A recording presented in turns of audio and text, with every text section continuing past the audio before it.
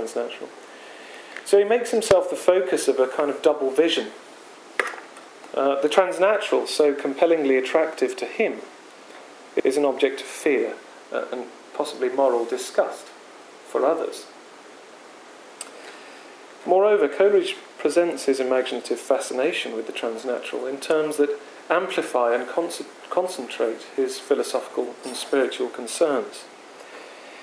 His attraction to the transnatural is sensed as a threat to the religion, the religious norms, I suppose you could say, into which he was born. He identifies it as a repetition or semblance of the fall myth. Coleridge experiences that conflict in acutely personal terms. He states clearly that his transnatural insight involves an act of my own spirit, of the absolute noumenon, his very self, if you will, which at the same time seems to offend some law of its being. Now that word seems indicates a certain uncertainty, can you say that? On the latter point. He feels that some kind of transgression has occurred, but whether this truly breaches his inner law is unclear. He builds in these ambiguities, scrupulously, you might say. And that ambiguity is accentuated by the fact that Coleridge qualifies the related feelings of shame and guilt as inexplicable and causeless. The radical implication is, therefore, that he does not consider his visionary transgressions to be truly shaming or guilty, notwithstanding the fact that they may breach a kind of fidelity to God, this fall myth, in the form given in the Christian religion at least, and also leave him socially isolated.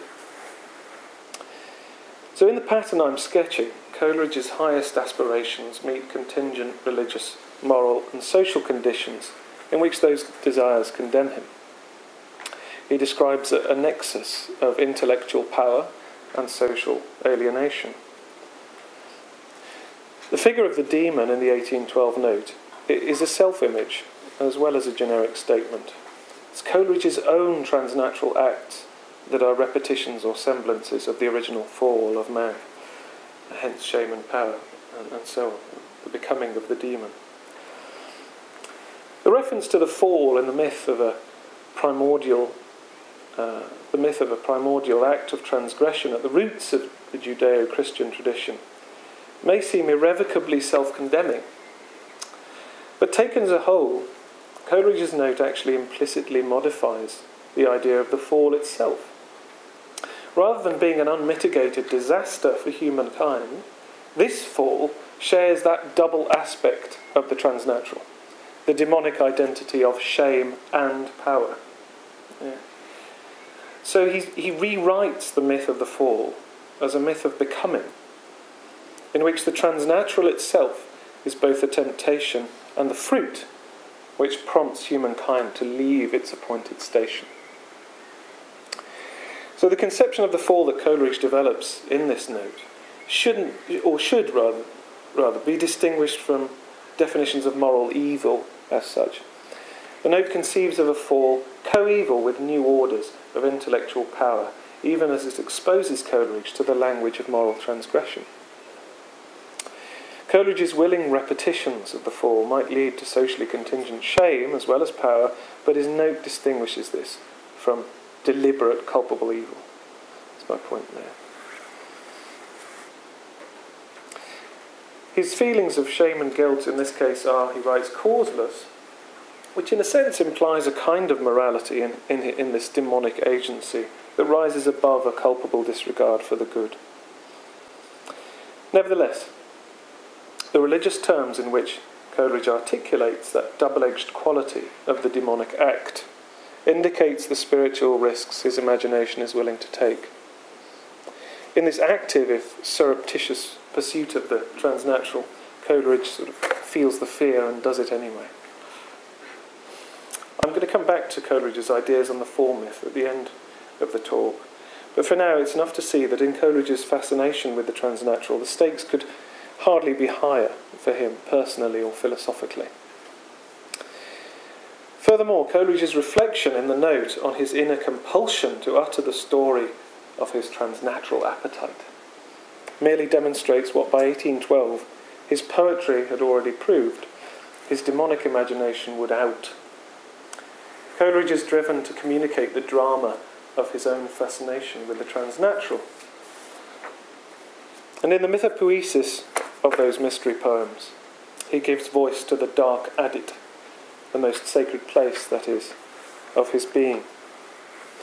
So now I want to turn to the mystery poems of 1797 and 98, The Rime of the Ancient Mariner, Kubla Khan and Christabel, and briefly summarise the way these poems read as myths of demonic becoming, initiated by a fascination with and knowledge of the transnatural.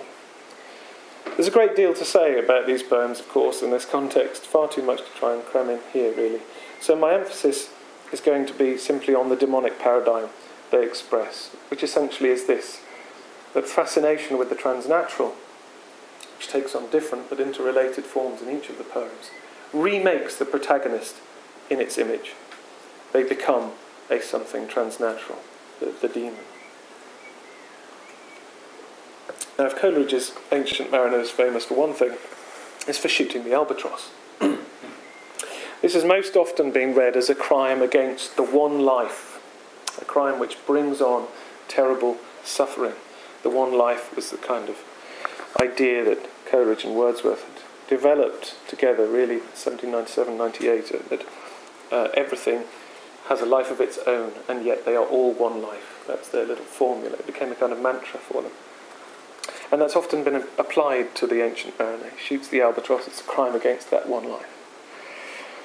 But that reading presupposes that everything that happens to the mariner thereafter, after he's committed his crime, is, shall we say, negative, when the evidence of the poem suggests that it's not quite that simple. The mariner, I would say, blunders into the depth of his own empathy. The killing of the sweet bird that came for food or play becomes an initiation into his own extreme form of sensitivity, and the occasion for a kind of revelation. When instead of the cross, the albatross is hung about his neck, it becomes a totem of the special exchange that has taken place. The displacement of one spiritual order for another, in fact. The mariner is alienated from the crew and the entire structure of their ideas, which conceived of the albatross as taboo in terms at once superstitious and Christian. That's really what he's offended in shooting it, is the crew's idea, crew's taboo, which is this kind of superstitious but Christianized interpretation of what it signifies. Furthermore, as an embodiment of Coleridge's notion of the demon, the mark of the mariner's shame is also the mark of his power. His symbolic death to his crewmate's world initiates his transnatural communion with the life beyond life, culminating in the epiphany of that woman, the nightmare life and death. And that is the central transformative event of the poem. After his vision of life and death, the name that Coleridge gives to the mysterious female that wins the mariner in a dice game with death, after that vision of the figure of life and death, the mariner is immediately plunged into a world of death, to surface on the other side in a world of life as a transfigured, deathless being. The very deep did rot.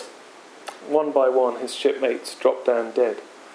This, the mariner's nadir, however, contains a hint that his consciousness is beginning to be remade in the expanded form it would soon reach. The many men so beautiful, and they all dead did lie, and 1,000,000 slimy things lived on, and so did I. He realises he cannot die. But in fact his former self has died, of course. He's being remade, vested with a heightened sense of beauty through his self-identification with life in a primordial state. Now, as the creature of life and death, the life that cannot die, the mariner sees past the decay he had perceived before. The slimy things he sees on the sea seem actually to evolve with his mind as it dilates to encompass the water snakes he sees with love and sensuous delight. O happy living things, no tongue their beauty might declare.